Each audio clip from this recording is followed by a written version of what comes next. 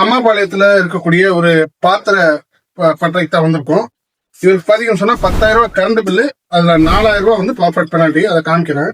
இப்ப 10,000 ரூபாய் current bill, அதுல 4,000 ரூபாய் பெனால்ட்டி. போன மாசம் 15,000 ரூபாய் கரண்ட் பில்லு, அதுல 4,000 ரூபாய் பெனால்ட்டி. அதுக்கு முன்னத்த மாசம் 2,500, 1,800, 800 சொல்லி இவருக்கு வந்து ப்ராஃபிட் பெனால்ட்டி வந்திருக்கு. இப்போ இதுதான் நம்ம மேனுவலா கெப்பாசிட்டி மாட்ட போறோம்.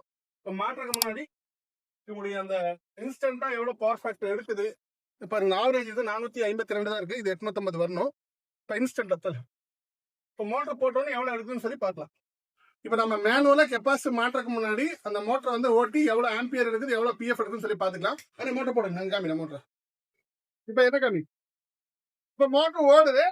லேண்ட்ஸ் பார்க்கலாம்.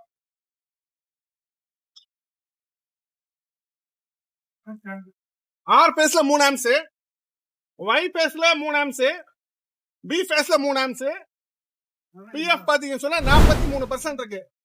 இப்ப நம்ம கெப்பாசிட்டி மாட்டினதுக்கு அப்புறம் எவ்வளவு மாறுதல் வருதுங்கிறத பார்க்கலாம்.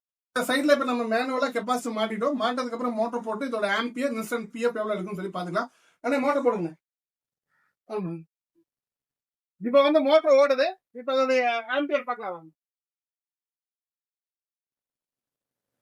இப்ப பாத்தீங்கன்னா இதோட ஆம்பியர் முதல்ல வந்து 3 எடுத்து இருக்கும். இப்ப பாத்தீங்கன்னா 1.5 தான் எடுக்குது. எல்லாத்துலயுமே குறைஞ்சிருச்சு. பிஎஃப் பாத்தீங்கன்னா 97. ஆனா ஆஃப் பண்ணுங்க. இப்ப பாத்தீங்கன்னா இந்த இடத்துல நம்ம ஆட்டோமேட்டிக் எதுவுமே பண்ணல, மேனுவல்ல துல்லியமா நம்ம மாட்டிட்டோம். இவருக்கு வந்து இந்த பிஎஃப் பெனால்ட்டி நெக்ஸ்ட் மந்த் கண்டிப்பா வராது.